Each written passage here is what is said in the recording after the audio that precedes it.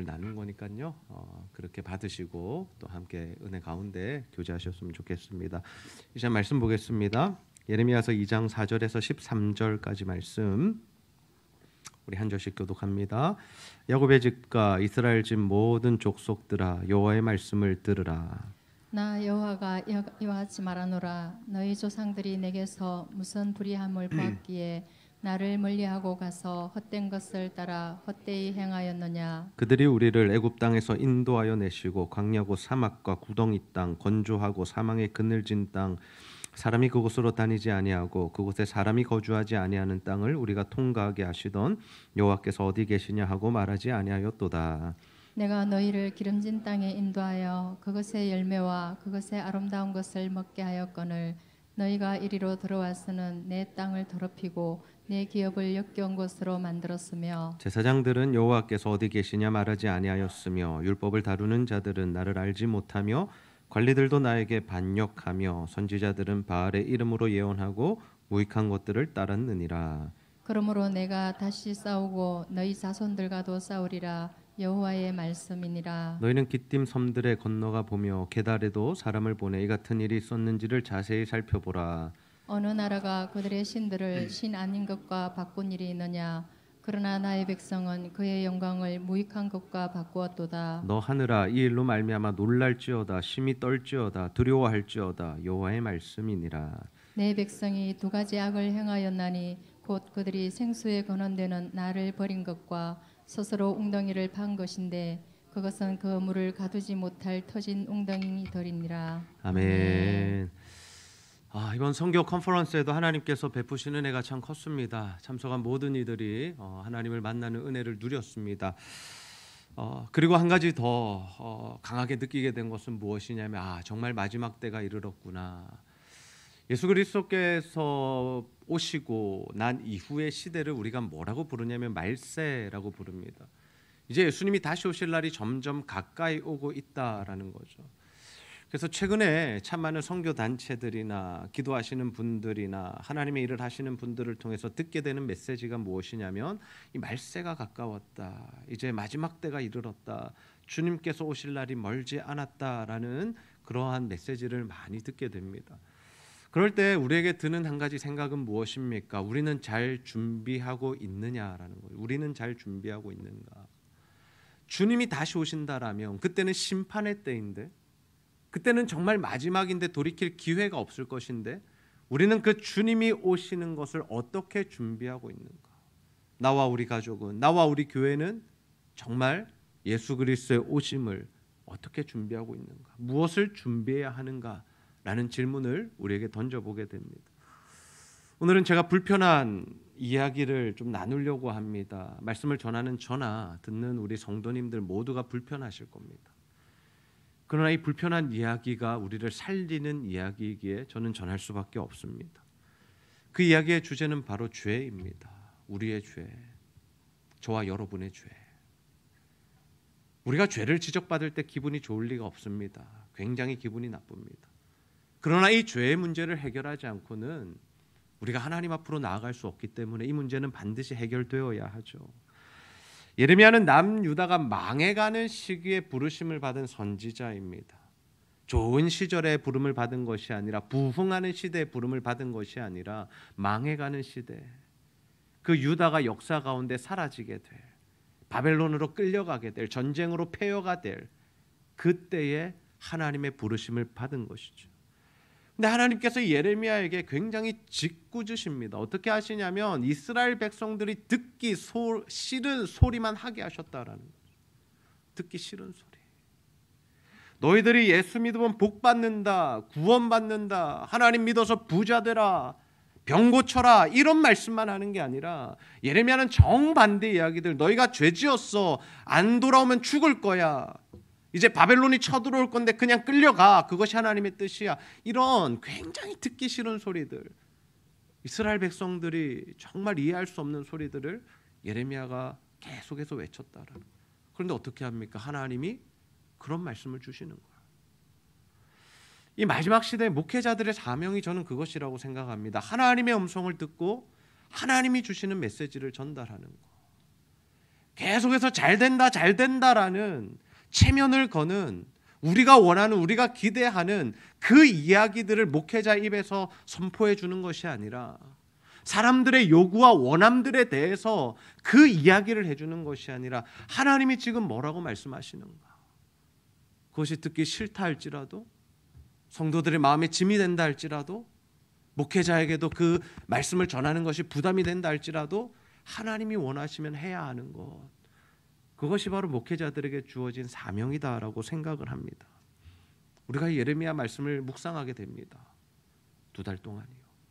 굉장히 불편하실 겁니다. 불편하실 겁니다. 이 안에서 정말 불편하실 겁니다. 그러나 불편한 것으로 끝나시면 안 돼요. 그러면 소망이 없는 겁니다. 계속된 회개의 말씀들이 선포되어질 겁니다. 여러분, 그 메시지를 들으실 때 감정으로 듣지 마십시오. 감정으로 듣지 말라는 의미는 무엇이냐면 이런 의미입니다. 하나님의 말씀을 들을 때 육적으로 듣지 말라는 의미입니다. 하나님의 말씀은 영으로 들어야 됩니다. 아멘입니까? 하나님이 지금 내 영에게 하시는 말씀을 들어야지, 아, 나 이 말씀 듣고 기분 나빴어, 목사님이 나를 지적해서 말씀하시는 것 같아, 왜 목사님은 매주 저런 설교만 하셔. 여러분, 이게 육으로 받는 거예요. 영으로 받는 건 뭡니까? 하나님의 말씀이 나에게 주어질 때 그 말씀이 내 안에 역사해서 그 말씀으로 말미암아 내가 회개하기도 하고 애통하기도 하고 내 가슴을 치며 찢기도 하는 그러한 놀라운 하나님의 역사가 일어나게 되기를 주님의 이름으로 축복합니다. 오늘 예레미야가 우리에게 주는 메시지가 무엇입니까? 단순합니다. 한 문장으로 표현하면 이렇습니다. 너희들의 죄를 회개하라라는 것. 죄의 문제를 지적하고 그 죄에서 돌이키라는 말씀을 주고 있습니다. 그래야 무엇이 임한다고요? 은혜가 임하는 겁니다. 은혜가. 하나님께서 이스라엘 백성들 가나안 땅으로 인도하셨습니다. 왜요? 복 주시려고. 그들을 복되게 하시려고 가나안 땅으로 인도하셨습니다. 아브라함에게 약속하신 것 이루시기 위해서 그들을 애굽 땅에 보내셨지만 400년이 지난 이후에 그들을 건져내시고 구원해내시고 유월절을 주시면서 예수 그리스도의 속량이 무엇인지를 보여주시고 홍해를 가르셔서 그 홍해를 건너면서 세례를 받는 게 무엇인지를 보여주신 이후에 그들을 가나안 땅으로 인도하셨다고요. 하나님께서 신혼집을 차려놓으시고 이스라엘 백성들을 인도하신 겁니다. 뭐 하자고? 사랑하며 살자고. 그러면 이스라엘 백성들 뭘 하면 되는 겁니까? 하나님과 사랑하며 살면 되는 겁니다. 다른 것 없습니다. 누구만 사랑하면 됩니까? 하나님만 사랑하면 되는 겁니다. 하나님 그 말씀하신 거예요. 어떤 말씀 주셨어요? 니네들 가나안 땅에 들어갔을 때 나만 섬겨, 내가 준 말씀 그 말씀대로만 살아. 그러면 내가 너희들에게 이른 비도 주고 늦은 비도 주고, 다시 말해서 먹고 사는 문제 다 해결해 주고 이방의 나라들이 감히 너희들을 쳐들어오지 못하게 할게, 안전을 지켜줄게 라는 말씀이었습니다. 하나님의 말씀대로만 살면 하나님이 주시는 은혜와 복 안에서 살아갈 수 있게 설계되어진 것이 무엇이냐면 바로 가나안 땅이었다라는 거죠. 근데 그들이 그 땅에 들어가서 뭐 했습니까? 예레미야서 2장 7절에서 8절 말씀 우리 함께 한번 읽어보겠습니다. 시작.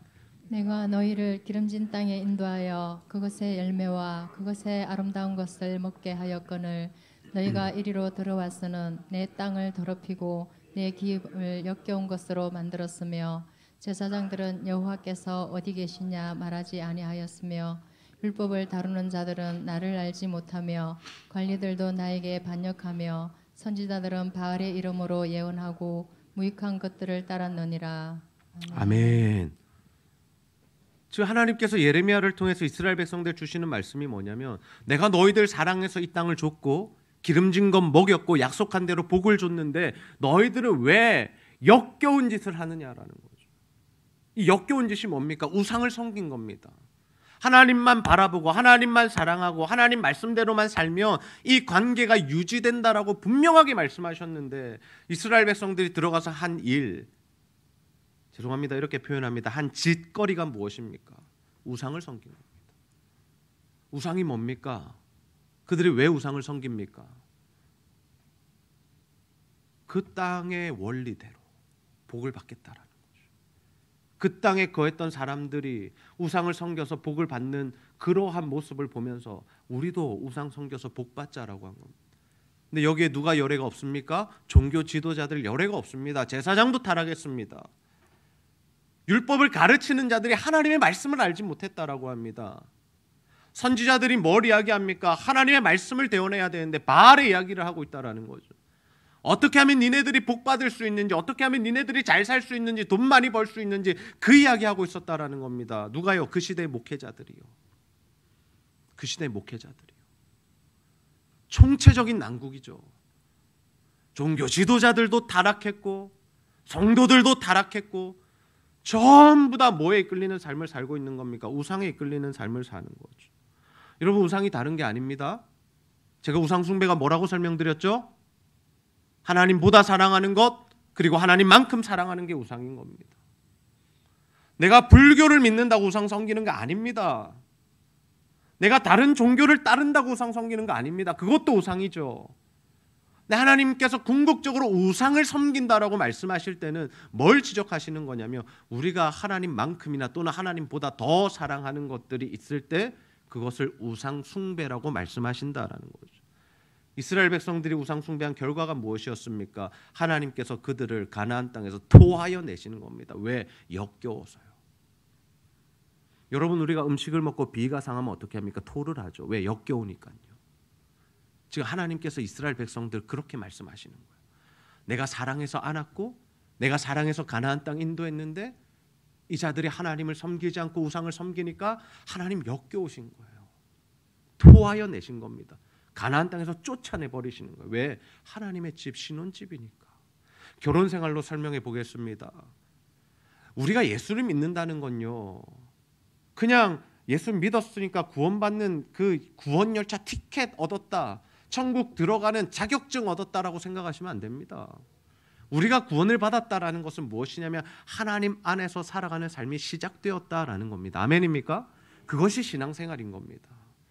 그래서 우리가 주님과 함께 살아가는 것을 성경은 뭐라고 표현하냐면 하나님의 백성이라고 부르실 때도 있고요, 하나님의 자녀라고 부르실 때도 있는데요, 궁극적으로는 뭐라고 부르시냐면 예수 그리스도의 신부라고 부르시는 겁니다. 신부.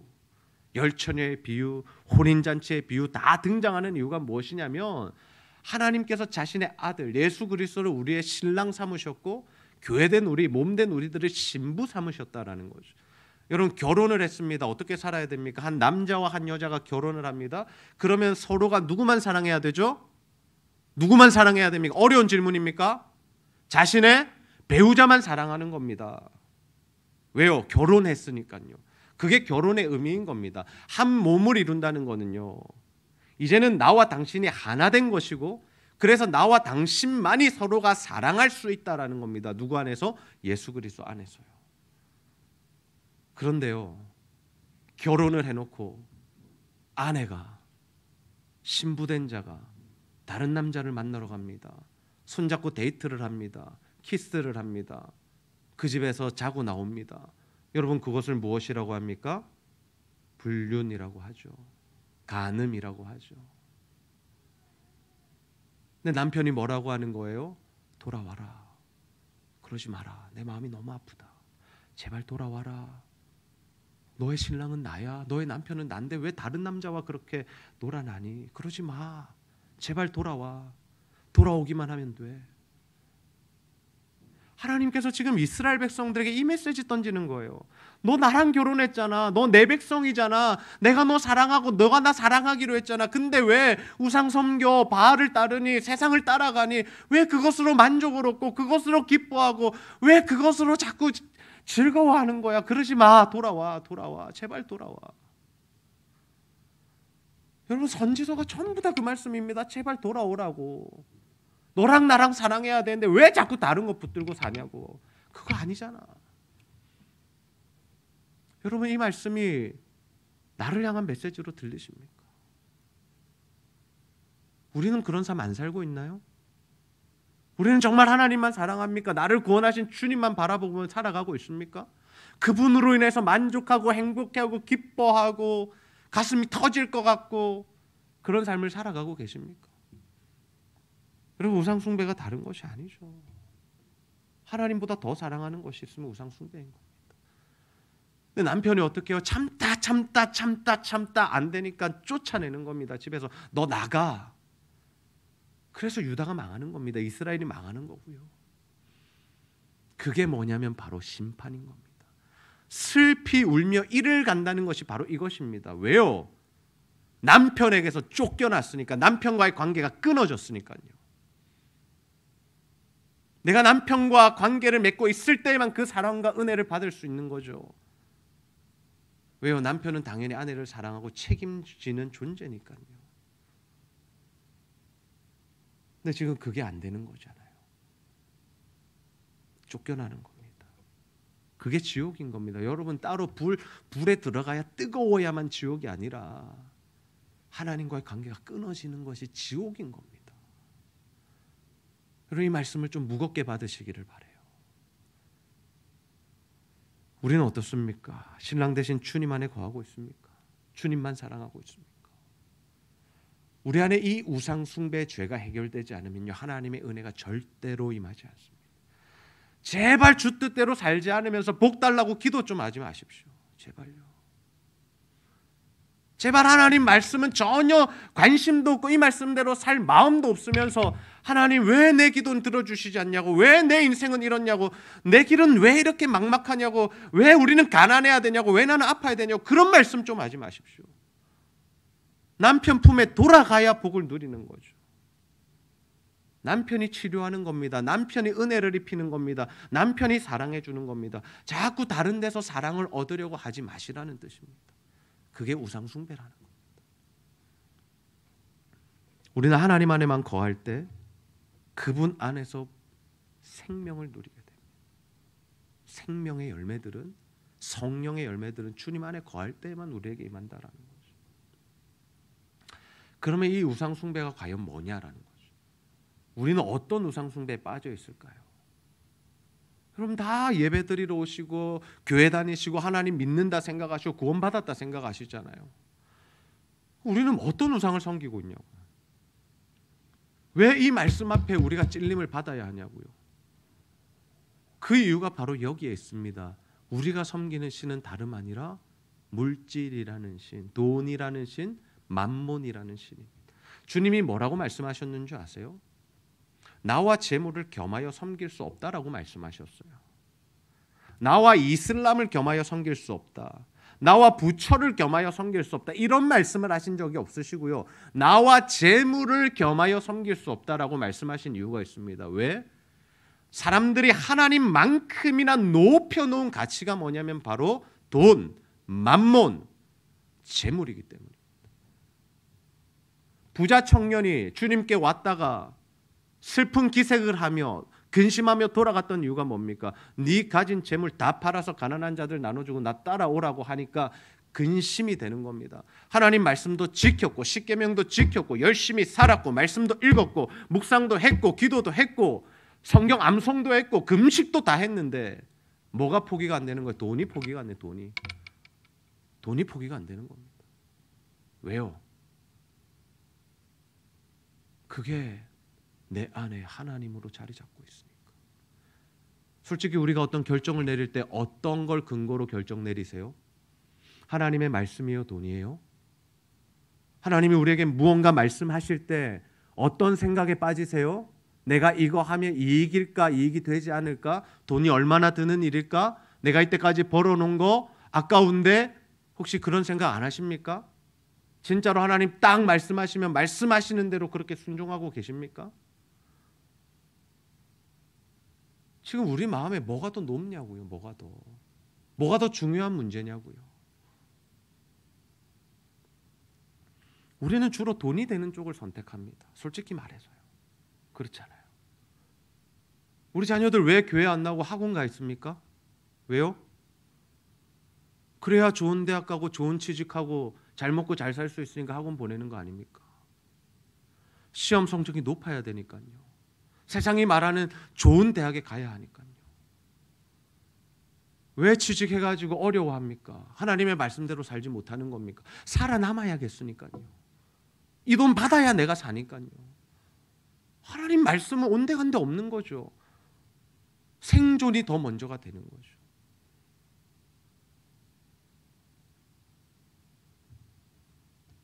여러분, 그 우상 숭배의 죄를 지금 예레미야가 우리에게 지적하고 있는 거예요.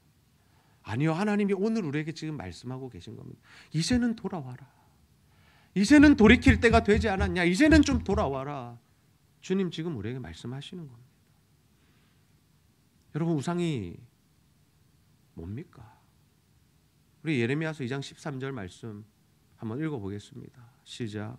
내 백성이 두 가지 악을 행하였나니 곧 그들이 생수에 끄는 데는 나를 버린 것과 스스로 웅덩이를 판 것인데 그것은 그 물을 가두지 못할 터진 웅덩이들이니라. 아멘. 두 가지 죄를 지적하세요. 첫 번째 죄가 뭐예요?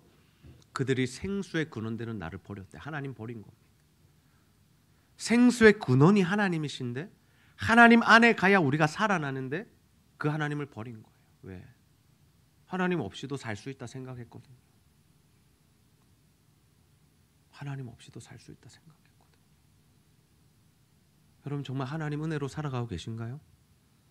여러분의 삶에 하나님이 정말 계셔야만 살 수 있으신가요? 매달 나오는 월급이 여러분을 살게 하는 것 아닌가요? 이미 내 집 마련했기 때문에 근심이 없으시진 않으신가요? 투자한 주식이 올라서 내가 가진 아파트가 땅이 값이 더 뛰어서 내 자녀들 건강하니까, 건강검진해 보니까 아무 문제 없으니까 내 삶에는 문제 없다고 생각하고 살아가고 계신 건 아닙니까? 정말 여러분의 생수의 근원이 하나님 맞습니까? 정말 생명의 근원이 하나님이 맞으십니까? 그래서 하나님 외에는 그 다른 어떤 것들로 내 삶을 정의할 수 없는, 나는 하나님 은혜 없이는 살 수 없습니다. 한순간도, 한시간도, 단 1초라도 나는 주님 없이 살 수 없습니다. 그 고백하고 계십니까?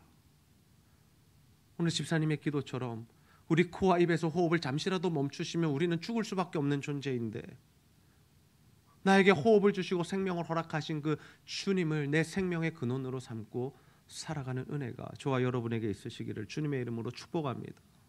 두 번째 죄가 무엇입니까? 스스로 웅덩이를 팠답니다. 어떤 웅덩이요? 물이 차지 않는 웅덩이래요. 우리는 우리의 노력으로, 힘으로 애를 쓰면서 잘 살려고 노력합니다. 하루에 10몇 시간씩 일하면서 잠도 자지 않고 일하며 살아가죠. 우리 애들 공부 그렇게 다 하고 있지 않습니까? 공부를 하지 말라는 의미가 아닙니다. 직장생활 하지 말라는 뜻이 아닙니다. 하나님 맡기신 자리에서 최선을 다해서 성실하고 정직하게 일하셔야 됩니다.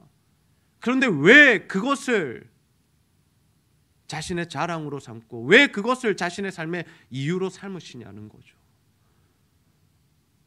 왜 내가 나의 삶을 더 부유하게 만들 수 있다라고 착각하며 사시느냐라는 겁니다. 그 웅덩이는요, 물이 차지 않습니다.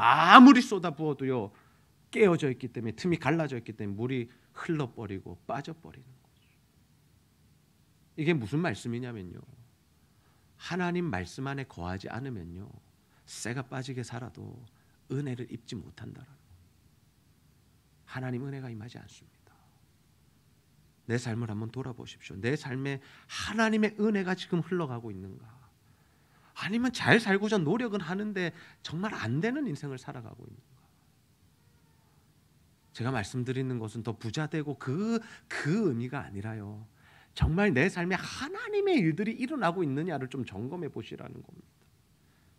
하나님의 일들이요.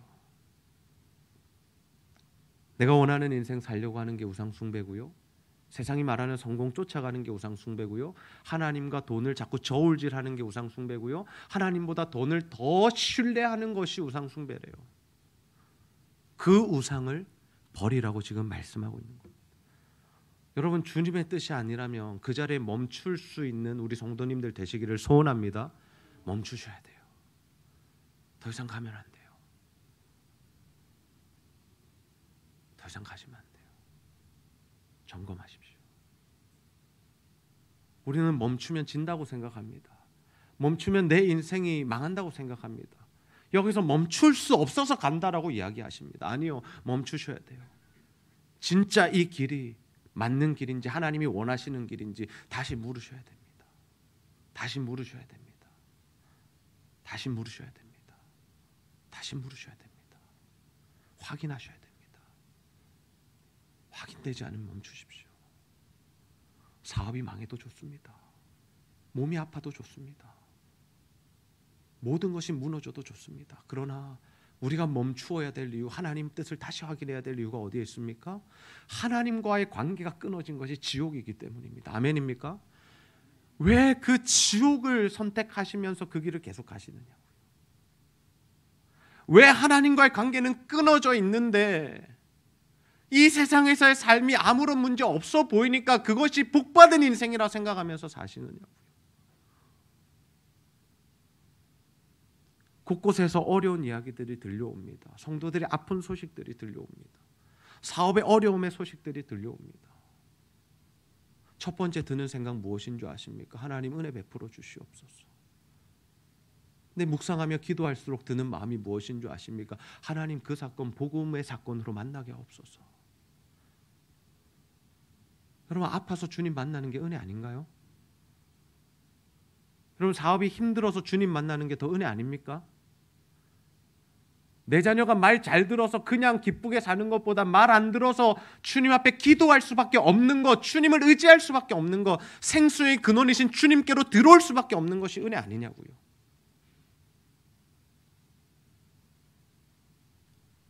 여러분 진짜 은혜를 붙드셔야 됩니다. 진짜 복을 붙드셔야 됩니다. 컨퍼런스에 참여한 우리 성도님들 간증하셨잖아요. 공통점이 뭔지 아세요? 다른 것 아닙니다. 저에게 감사하다는 말은 다 잊으셔도 됩니다. 어떤 고백했습니까? 하나님이 만나 주셨다는 거예요. 하나님이 말씀하셨다는 거예요. 그래서 내 삶에 하나님을 떠난 삶들이 얼마나 추한 삶이었는지를 깨닫게 하셔서 눈물 흘리며 회개하고 기도하며 하나님 뜻대로 살겠다고 결단한 게 컨퍼런스를 참석하신 분들의 공통점이었어요. 근데 왜 그게 거기서만 되고 여기는 안 되겠느냐? 안 될 이유가 없죠. 안 될 이유가 없죠. 갈 때부터 기도하고 마음의 작정을 하고 은혜 받기 위해서 갔기 때문에 은혜가 흘러 넘치는 거죠. 우리는요. 하나님 앞에 그런 준비하고 예배 드리러 오십니까? 정말 하나님의 말씀을 귀 기울여 들으실 그 자세를 가지고 지금 나오시냐고요. 아니면 당연히 11시 예배니까 내가 매주 오는 거니까 오늘 또 어떤 말씀 하실까? 별 기대 없이 사모함 없이 준비 없이 회개 기도 없이 이 자리에 앉아 계신 것은 아닙니다. 죄송합니다. 이제 예배 태도를 바꾸시기 바랍니다. 일찍 나오셔서 기도하십시오. 일주일의 죄를 좀 회개하십시오. 하나님 말씀대로 살지 못했던 걸 회개하시고 하나님 은혜를 좀 부어달라고 기도하면서 예배에 참여하십시오. 하나님 여기서도 역사하시고 하나님 우리를 통해서 하나님의 일을 하실 줄로 믿습니다. 내 안에 들어와 있는 우상은 무엇인지 오늘 좀 돌아보는 시간이 되기를 원합니다. 우상은 이것입니다. 내 마음대로 살고 싶은 거고요. 이 세상에서 떵떵거리고 싶은 거고요. 사람들에게 인정받고 싶은 거고요. 돈 더 많이 벌고 싶은 거고요. 내 자녀들이 내 말 잘 듣게 하는 거고요. 근데 하나님의 말씀에 그런 게 하나도 없습니다. 하나님 뭐라고 말씀하세요? 나만 사랑해라. 나만 사랑해라.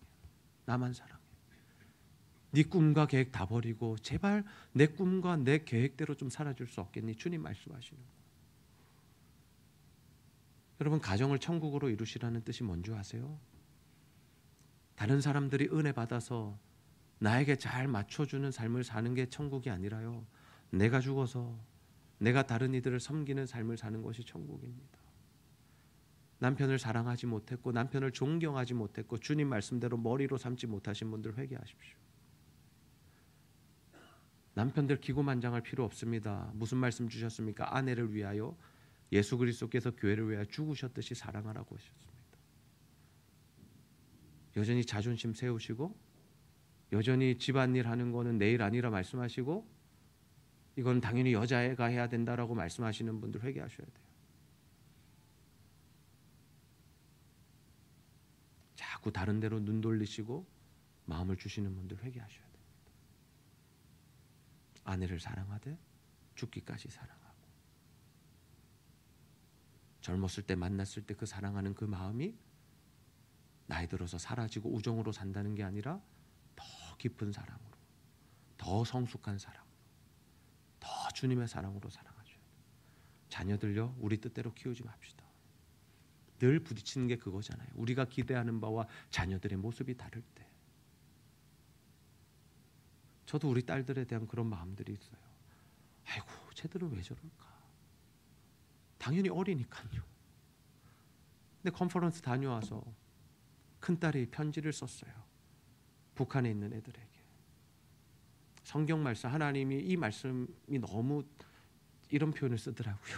땡겨서, 땡긴대요. 그 말씀을 기록해서 북한에 보내줬으면 좋겠다. 왜냐하면 걔들 성경 없으니까. 아이고, 아빠보다 낫네. 우리가 볼 때는 참 어려 보이고 형편없어 보이고 음식 먹으면서 질질 흘리는 아이지만 그 주님이 주신 마음으로 북한 아이들을 품고 그 편지를 기록하는 모습을 보면서 나보다 낫구나, 나보다 낫구나. 여러분들 부모들 정말 공경하고 계십니까? 부모를 공경하고 계십니까? 부모를 공경하지 않고 하나님을 사랑할 수 없고 하나님을 공경할 수 없어요. 하나님 세우신 영적 지도자들을 공경하지 않고 절대로 하나님을 공경할 수 없습니다. 눈에 보이는 내 형제를 사랑하지 않고 눈에 보이지 않는 하나님 사랑할 수 없다고 주님이 말씀하셨습니다. 여러분, 우리 죄 없다고 생각하며 살지 맙시다. 잘하고 있다고 착각하며 살지 맙시다. 오늘 말씀 앞에 정확하게 섭시다. 너희들이 생수에 근원된 나를 버린 것과 스스로 웅덩이를 판 그 죄, 심지어 그 웅덩이는 물이 차지 않는 깨어진 틈이 난 웅덩이. 오늘 하나님께서 우리에게 깨닫게 하시는 죄가 있을 겁니다. 반드시 있을 겁니다. 그 죄, 마음의 찔림을 받는 것, 이렇게 표현해도 되겠습니까? 기분 나쁜 것. 하나님 앞에 회개하십시오. 기도하십시오. 그리고 정말 하나님 앞에 정결한 신부가 되셔서 하나님의 사랑으로 살아가는, 그 은혜로 살아가는. 또 오해하실까 봐 다시 말씀드려요. 그래서 부자 되고 병 낫고 애들 좋은 대학 가고 취직되고 이거 말고요. 그래서 정말 하나님의 뜻 안에서 하나님의 일하심, 하나님의 뜻과 계획을 이루시는 삶을 살아가는 저와 여러분, 여러분의 가정, 우리 교회 모든 성도님들 되시기를 주님의 이름으로 축복합니다.